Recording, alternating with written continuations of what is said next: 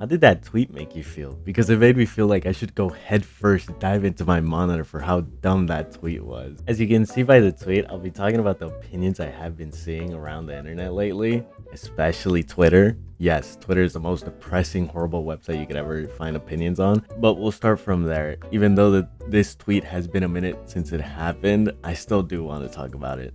Alright, enough of me whining and complaining about Twitter. Now let's get into the video. All my fellas, all my fellas, all my fellas, all my fellas, all my fellas. That wasn't even half the games that came out this year, and I'm not even including the indie games, except Bomb Rush Cyberpunk. The game is getting a physical release too. Look at the art. It looks amazing. It just looks like... Anyways, I am sick and tired of hearing people talk about games being stale nowadays. Except for this one. This game is just legit a bad knockoff of Overwatch, but with dinosaurs. Like, why? But I understand it to a certain point. I'll be going over some valid points that only certain people get to make to say that games are getting stale, and some points that are just dog water dookie that they just shut up. What about now? It's time to rock with the biggity back bumper. What about now? It's time to rock with the biggity back bumper. Bump to the bump to the bump to the bass. Bump to the bump to the bumper. So the original tweet was made by a Call of Duty streamer called Nadia. Or at least she was a Call of Duty streamer. Now she has gradually moved to making IRL streams with her girlfriend. I'm not sure if that's her girlfriend or not, but anyways, that's not what we're here for. The first thing I want to talk about is Zoomer Brained. Now, when I say Zoomer Brain, people, I'm talking about the low attention span tablet kids that are known as the Generation Z, who have the attention span of a stupid walnut. I believe ever since TikTok became a thing, I feel like all these 5 to 10 seconds of videos are a result of making our attention spans even lower than before. Like, look at this!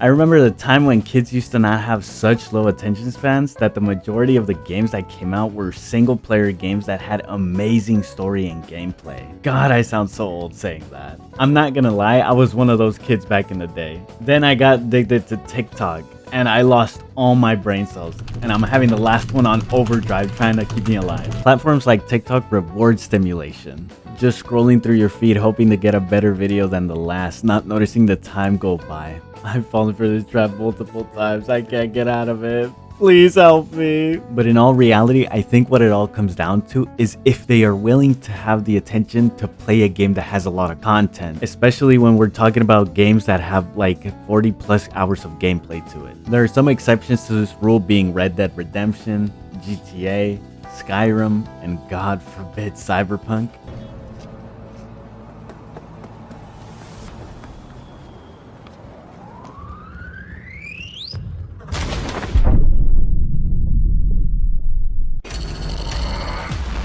Yes, I know, it's been since forever they fixed the patches, but yeah, Cyberpunk. Anyways, you get the point. Most games will be only played if it comes from a big publisher. Unless you're an indie developer like Supergiant that created Hades, where it gets so much traction that it gets a sequel to its first title. There's nothing really much else to talk about this topic. It's legit just people's attention span getting worse over the years. Vividly remembering how amazing it felt coming home from school, turning on the PS3 to play Call of Duty Black Ops 2 while your parents were arguing and threatening each other about divorce, and your dad throwing everything around the house, telling your friends that it's just your pet dog having rabies attack. Those were the days. Online multiplayer games became the staple for big companies to create. Most popular games are online games. Looking at the Steam charts, we can see that the top 10 games are FPS, MOBAs, or BRs. Then we have at number 17, what? Why is this still a thing? I remember playing this once with my friends and getting ran over just for me to shut the game down and never play it again. The thing with multiplayer games is that it can be played multiple times over and over again because the outcome will be different, and the drive to be competitive either with your friends or your enemy team is what makes these games so different from playing other games like single player games. Mid, they pushed the mid, I can't see shit. Back up. I gotta Use your up. cat. Oh, you got him. They're going cat. You're so I mean, it makes sense. I feel like I just made a huge discovery, even though most people already knew that. In CSGO, you would go round after round playing on the same map, but it would feel different because the enemy team would just go apartments or mid or even fake mid to make you think that they're going A instead of B side. The aspect of learning text, learn smokes, learn sprays of every gun, maybe not every gun, but just the AK, is what makes the game so different, so unique. So non-staley, I guess. In League of Legends, your team has to work together to destroy the enemy's nexus. There are roles that each of the 5 players have to fulfill, such as top, middle, jungle, AD carry, and support. Each role plays an important part to the game. You can't just be a jungler and not know how to rotate between lanes to help your teammates, or you can't be a support and not know how to land a hook or create pressure for your AD carry to farm the wave. Have fun trying to play this game though, or if you already do, I don't know how you can do it since this game drives me insane on how bad my teammates are! In Valorant, you can play a dating simulator. Every kill you get, I'll give you an ooh. Alright, bet. Oh my god, I'm so nervous. Aw, you're adorable. Oh, whoop. Am I? Why does... Oh, it was you. It was you. I forgot your code. Oh. Spike down. Oh. In Street Fighter 6, it's only you and your opponent to see who can be the better fighter while still having to learn how to space yourself, bait the enemy so you can punish their mistake. To me, fighting games can be the most rewarding multiplayer game that you could ever play because you're literally winning by trial and error. You can't blame others for your playstyle. The game isn't bad because you're losing. The game is garbage to people because they are bad at the game. Going back to all of this, not to say that multiplayer games killed gaming as a whole, I feel like it damaged people's perspectives on what makes a game stale or boring. Meaning that as long as the same multiplayer games are being played and none of them are coming out as often as people would like, everybody finds the excuse that there's no games that are fun to them or gaming is getting stale. The biggest complaint yet that I've seen people throw around is that we're entering a fatigue stage of our life, that most games are just getting boring, that we are just getting older and have better things to do than just play games. While I do agree to a certain point, I still don't think that is the main problem that gaming has right now. The real problem is that most games are already a repeat of another game. The only reason why we felt like every game was something different back then was because it was something different back then. This gave developers the chance to discover new genres that weren't used before. They had concepts that made us think how revolutionary the game was.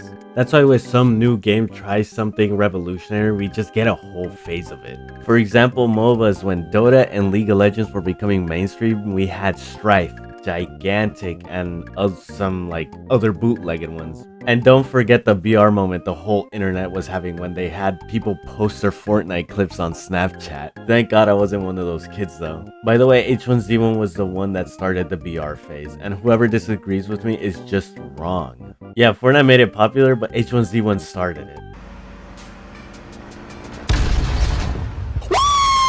Hey, later, bitch! I'll see you in Alma! God, that was fucking swag as fuck! Woo! And keep on driving, baby! The one problem I think people have a good point is that we highly nostalgicize nostalgicize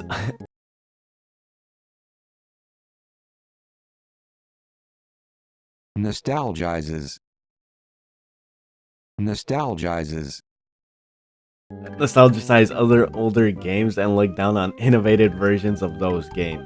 Like Kingdom Hearts 1 was people's favorite game, even mine, but playing it again now that I'm this age feels like there's nothing really happening. The combat feels lackluster, but I guess it was a story that really made us love the game.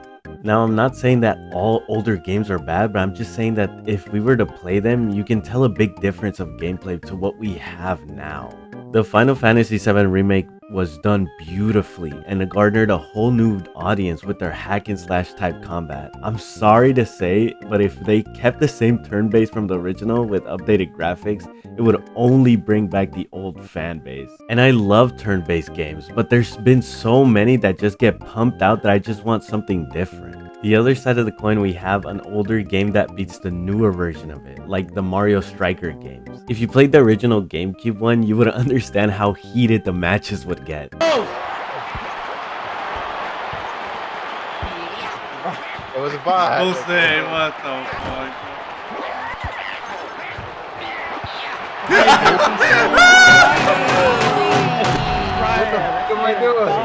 Now, if you have too much innovation, at least for me, that ruins the whole competitive fast pace the game once was.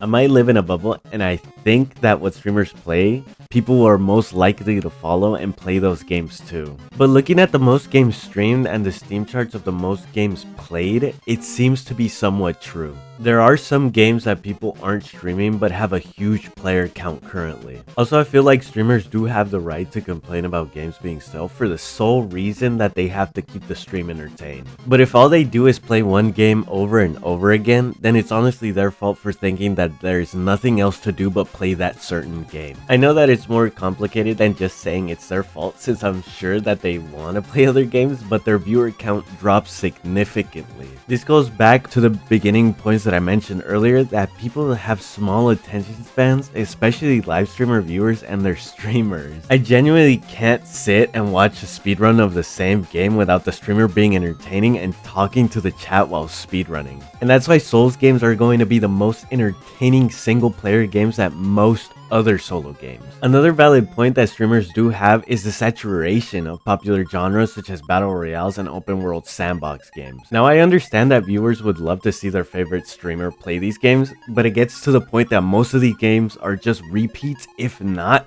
copies and paste, but the gimmick added to it. In the end, most of these games are poorly made just to be cash grabs, since they know that specific genres are popping off right now, which is sad, honestly. All that money and time could have been used to make something innovative or actually different than the rest, but hey, if it makes them a quick buck or two, then it shouldn't be too bad. I say that, but so many companies follow the same formula, saturating the gaming market and normalizing bad games. Now that you learned absolutely nothing, I had more points to go over in this video, but it would take me forever to post this video. As you can tell by the tweet that it's been taking me too long to write this and edit this crap. Honestly, I think these are the main reasons as to why people say that games are stale recently. The lack of game discoverability has stopped good games from being played, especially indie games. Or I don't know, I might be completely wrong, and all the Twitter users that say that we are entering a fatigue are right.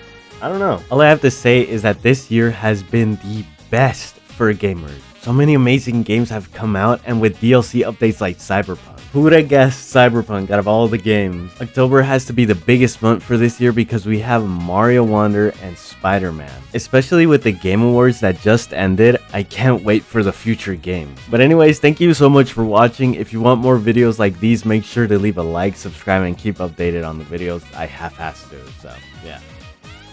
Later.